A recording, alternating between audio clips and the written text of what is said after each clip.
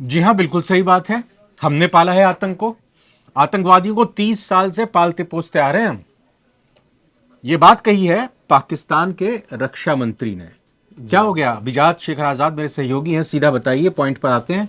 उन्होंने तो ऐसा लगता है खुद पाकिस्तान के ऊपर में ही परमाणु बम गिरा दिया है। ये बहुत बड़ा कबूलनामा है। दरअसल इस बात को हालांकि जानता हर कोई, यह बहुत सालों से ये बात कहता आ रहा है कि पाकिस्तान आतंकवादियों को पालता आ रहा है। 2001 से पहले जब अमेरिका में हमला नहीं हुआ था ट्विन टावर पे, उससे पहले अमेरिका इस बात को मानने के लिए तैयार नहीं था। जब हमला हुआ उसके बाद आतंकवाद के खिलाफ लड़ाई में अमेरिका शामिल हो गया। अब ख्वाजा आसिफ ने जो कहा है ये भारत की उन्हीं बातों को एक्चुअली में जस्टिफाई करता है जो बहुत सालों से कहता है कि पाकिस्तान आतंकवाद को बढ़ावा ये दे रहा है, प्रधानमंत्री आतंकवाद को मोदी ने फंड कर जो रहा है। कल बिहार में कहा कि मिट्टी में मिला देंगे, ये उसका डर खौफ तो नहीं है? कोई नई रणनीति है? नहीं, डर खौफ रणनीति अब मतलब जो भी कहिए, लेकिन पाकिस्तान दरअसल एक देखिए, पाकिस्तान में दो चीज हो रही है मेरे ख्याल से। पहली बात है कि पाकिस्तान की लीडरशिप चाह रही है किसी तरह से वार से हम बच जाएं, और जो एक तरह से उसने एक आतंकवादी हमला करवाया है उससे बच के निकल जाए, जैसे पहले बचता आ रहा है। कहा क्या है एक्चुअली, एग्जैक्ट क्या कहा है रक्षा देखिए, मंत्री ख्वाजा आसिफ? रक्षा मंत्री अगर पाकिस्तान की ऐसी बिल्कुल बात कह रहे हैं बहुत तो बड़ी बात है ये। अपने आप में देखिए बड़ी बात है, और अमेरिका के कंधे पर बंदूक रख दी यस, उन्होंने तो। दूसरी बात यह है कि आप एक बात सोचिए कि पाकिस्तान के रक्षा मंत्री हो चाहे विदेश मंत्री हो, चाहे ये लोग क्या कहते हैं, सुबह में कुछ बयान देते हैं, शाम को मतलब फॉरेन मिनिस्टर सुबह में कुछ कहते हैं और फॉरेन मिनिस्ट्री शाम को आते हैं, ये रात को कुछ और कहते हैं, फिर रात के बाद फिर सुबह होती है, बिल्कुल फिर बिल्कुल। घोषणा जाता है। देखिए, पाकिस्तान का रक्षा मंत्री हो आप, आपकी बातों में गंभीरता होनी चाहिए। अगर आप इस बात को कबूल कर रहे हैं कि हाँ सालों से हम आतंकवादियों को फंड करते आए हैं, पालते आए हैं, उस और वो अमेरिका और ब्रिटेन के कहने पे करते आए हैं, यानी आप अमेरिका और ब्रिटेन दोनों को घेर रहे हैं, और भारत के पास एक बहुत ही शानदार हाथ में मौका आ रहा है वो अंतर्राष्ट्रीय मंच पर इन मुद्दों को लेकर के जाए, पाकिस्तान को बेनकाब करे, पाकिस्तान को पूरी तरह सैंक्शन करने की, ब्लैकलिस्ट करने की मांग करे, उनके इस बयान को आधार बना करके कहे कि भाई जब आप खुद ही, आपका डिफेंस मिनिस्टर इस बात को कबूल कर रहा है कि हम सालों तक, 30 साल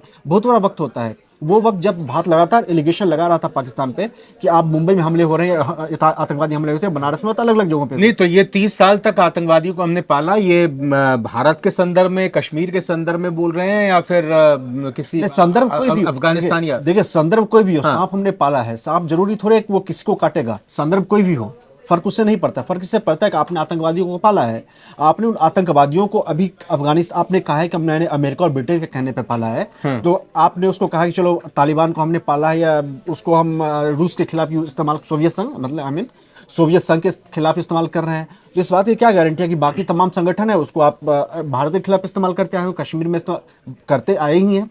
जितने भी आतंकवादी संगठन रहा है, मतलब जो भी है, लश्कर तैयबा या जैश ए मोहम्मद, सबके सब तो पाकिस्तान से ही लिंक है, और इन लोगों को पाकिस्तान नहीं पाला है, पोल पाल पोस के बड़ा किया है, हाफिज सईद तमाम तमाम चीज़। आई मीन यही इसलिए बात के पास बहुत बड़ी बात है, भारत जो सालों से कहता आया था, ये बात पाकिस्तान के रक्षा मंत्री ने खुद कबूल किया है।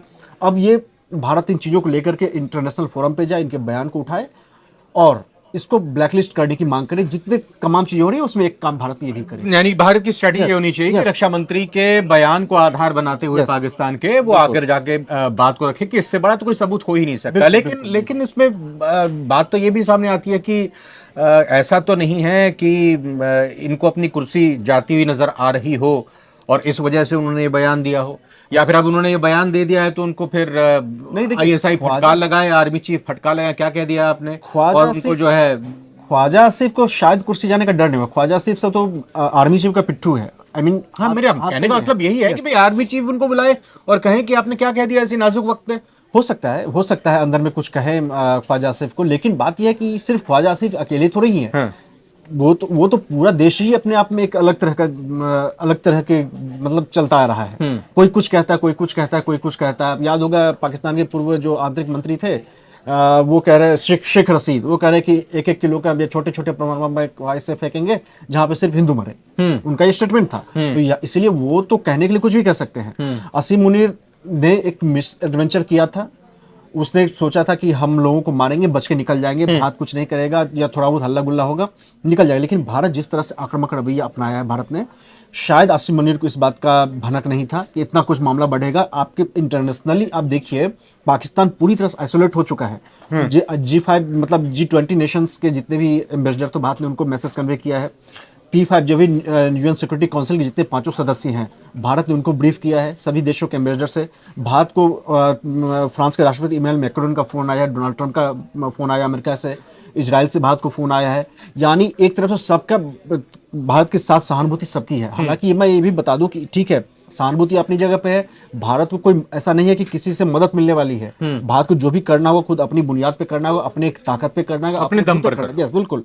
लेकिन हाँ, इंटरनेशनल कम्युनिटी में भारत जो डिप्लोमेसी के जरिए जो पाकिस्तान को अलग करना चाहता है, वो इन बयानों के जरिए भारत को एक और बूस्ट मिलेगा। आपने परमाणु बम की बात की, तो पाकिस्तान की तरफ से लगातार उनके जिम्मेदार नेताओं की तरफ से, मंत्रियों की तरफ से यही बयान सामने आ रहे हैं कि पाकिस्तान के पास परमाणु बम है, दो न्यूक्लियर ताकत अगर भिड़ेंगी तो फिर कहीं तक भी ये खतरनाक अंजाम तक आ सकते हैं। तो ये बार बार परमाणु बम के मतलब जैसे कोई खिलौना हो उसकी बात क्यों की जा रही है? इसलिए कर रहे हैं कि पाकिस्तान मतलब डराना चाह रहे हैं या डरे हुए हैं? वो डराना भी चाह रहे हैं, डरे हुए हैं इसलिए वो डराना चाह रहे हैं। अच्छा। बेसिकली है, डरे हुए हैं इसलिए डराना, इसलिए कि पाकिस्तान जानता है कि कन्वेंशनल वार में आप हिंदुस्तान से बिल्कुल भारत से जीत नहीं सकते हैं। आप कितना देर, आपको याद होगा जब पुरानी इमरान खान की सरकार थी, उस वक्त जो जनरल बाजवा वहां के आर्मी चीफ थे, उन्होंने इस बात को खुद एक मिलिट्री बैठक में उन्होंने इस बात को स्वीकार किया था कि हम अगर हिंदुस्तान के साथ लड़ाई में जाते हैं तो हमारे पास 3 या 4 दिन के बाद डीजल नहीं होगा, हमारे पास असलहे खत्म हो जाएंगे, गोला बारूद खत्म हो जाएगा, हमारे पास लड़ने के लिए बचेगा नहीं। तो ऐसी बात तो नहीं है कि पिछले 3 साल में ऐसी अचानक से चीजें बदल गई। इनफैक्ट पिछले 3 साल में पाकिस्तान का इकोनॉमिक कंडीशन में कोई सुधार नहीं है, लगातार खराबी हुआ है। IMF के लोन पे ही आप पल रहे हैं। इन 3 साल में आपने कोई ऐसा मिलिट्री करार भी नहीं किया। आपने कहा जरूर है कि हम चाइना के साथ 5th जनरेशन खरीदेंगे, ये करेंगे, वो करेंगे, लेकिन बात यही है कि आप कहां से खरीदेंगे? आपके पास ऐसा कोई करार नहीं है। इस हालात में क्या होता है, आपके पास डराने के लिए यही बचता है कि भाई अगर आप हमला करोगे तो फिर हम आप पे परमाणु बम गिरा देंगे, परमाणु बम हमला करेंगे। आपके पास हम कहने के लिए सिर्फ यही होता है, जिसमें टैक्टिकल वेपन का वो लोग बार बार जिक्र करते हैं कि टैक्टिकल न्यूक्लियर वेपन नहीं तो दम है उनके पास, उनमें दम है कि वो अगर कैसी सिचुएशन बनती है जब उनको लगता है कि वो खदेड़े जा रहे हैं, बैकफुट पर आ गए हैं, तो परमाणु बम का इस्तेमाल ना।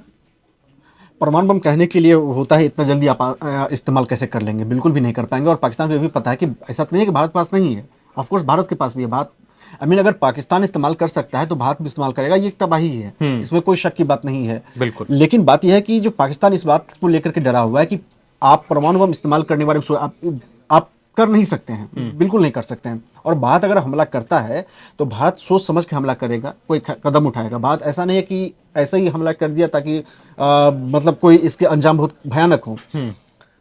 अलग अलग तरीके अपनाए जाते हैं। आपको हमला करने से पहले आपको उन जगहों पे हमला किया जाता है जहाँ पे आपके टैक्टिकल वेपन्स रखे हुए हैं, आपके हथियार भंडार हैं। उन चीज़ों, भारत के पास आज ऐसे BVR मिसाइलें हैं और या फिर अलग अलग टेक्नोलॉजिकल हथियार जो हैं, मिसाइलें हैं, उससे आप उन चीज़ों को पहले ही न्यूट्रलाइज कर सकते हैं। और इसके अलावा दूसरी बात ये होता है कि अगर आप युद्ध के सिनेरियो में जाते हैं, जब आप एक नॉर्मल लड़ाई लड़ते हैं पारंपरिक हथियारों के साथ, तो पाकिस्तान इसमें 3 या 4 दिन या 5 दिन ज़्यादा टिक नहीं पाएगा। उसका हारना तय है। 5 दिनों के बाद जाकर के अगर वो हारता है, उस स्थिति में जाकर के परमाणु हथियारों का विकल्प आ सकता है। नो डाउट युद्ध होता है, आपको तबाही दोनों तरफ मचेगी, इसमें कोई किसी से इनकार नहीं है। हमें भी इस बात से इनकार नहीं है कि अगर युद्ध होता है, परमाणु मतलब कोई भी युद्ध होता है, नॉर्मल युद्ध होता है, नुकसान होगा। लेकिन पाकिस्तान के लिए अगर ये युद्ध फंसता है पाकिस्तान, तो उसकी अर्थव्यवस्था पूरी तरह से चौपट हो जाएगी। और जो सिंधु जल समझौता, मैं एक लाइन और कहना चाहूँ, सिंधु जल समझौता पे लोग कह रहे हैं कि चलिए इसके नतीजे कुछ सालों के बाद देखने को मिलेंगे, जब आप डैम बना लेंगे या पानी को स्टोर करेंगे। लेकिन सबसे नतीजा तो इसी 2 महीने के बाद जुलाई में दिखना शुरू हो जाएगा, जब भारत डेटा शेयर करना बंद करेगा और मानसून का मौसम होगा, बारिश होगी। पाकिस्तान को बाढ़ का अंदाजा ही नहीं लगेगा कि वहाँ कितनी तेजी के साथ पानी आ रहा है, कितना पानी आने वाला है। पाकिस्तान को वही ऑलरेडी बाढ़ से पीड़ित रहता है। आपको याद होगा 2 साल पहले बाढ़ आई थी, वहां पे 1/3 हिस्सा डूब गया था पाकिस्तान का। तो अगर फिर से उसके पास कोई डेटा नहीं होगा तो वो पानी को लेकर के पहले से प्लान बना नहीं पाएगा, तो बाढ़ वहां पे भयानक मतलब विनाशक स्थिति ला सकती है। मैं एक आखिरी में आपसे चाहूंगा जवाब कि इस वक्त जो भारत और पाकिस्तान के बीच टेंशन बढ़ी हुई है, अब आगे क्या स्थिति होती है, भारत क्या प्लानिंग कर रहा है, वो तो पता नहीं है किसी को। दुनिया के जो तमाम देश हैं वो किस तरह से भारत और पाकिस्तान की इस टेंशन को देख रहे हैं और वो क्या किरदार निभाने की कोशिश कर सकते हैं, आप मूक दर्शक बने हुए हैं, वो सब देखेंगे। देखिए, यूक्रेन युद्ध ने तो हमें यही दिखाया है। अगर मान लीजिए भारत और पाकिस्तान के बीच में युद्ध होता है, तो आप यकीन मानिए दोनों देशों को मदद करने के लिए कोई डायरेक्टली खुलकर तो आएगा नहीं। हाँ, ये हो सकता है असलहा बेचने में हमें अमेरिका से असलहा मिल जाए, गोला बारूद मिल जाए, या फिर कुछ और जो अलग अलग चीज़ें होती हैं, इंटेलिजेंस शेयरिंग सिस्टम और अलग अलग चीज़ें मिल सकती है। क्योंकि इजराइल ऑलरेडी युद्ध में फंसा हुआ है। अमेरिका ऑलरेडी 3 सालों से यूक्रेन को हथियार देते देते अमेरिका के पास खुद भी ज़्यादा हथियार बचे नहीं हैं। ओके, सो पाकिस्तान को भी आप कहाँ से कौन हथियार देगा? ईरान देगा? नहीं, बिल्कुल नहीं देगा। ईरान भारत का भी दोस्त है। उसके पास ले दे करके बसता है, एक चीन बसता है। क्या चीन हथियार देगा? नहीं देगा? हो सकता है देवी, हो वो सकता तो है नहीं पैसे पहले 245% टैरिफ से जूझ ले। देगी। जी यस, बिल्कुल। सो अगर ये युद्ध होता है तो भारत और पाकिस्तान को लड़ना पड़ेगा अकेला ही। उसमें जो पहला हमला करेगा, जो तेजी के साथ हमला करेगा, जो इंटेंट के साथ हमला करेगा, जाहिर तौर पे बात है अपर हैंड उसका होगा। लंबा युद्ध जाने की संभावना बहुत कम है। 4 या 5 दिन या 7 दिन मैक्सिमम होगा।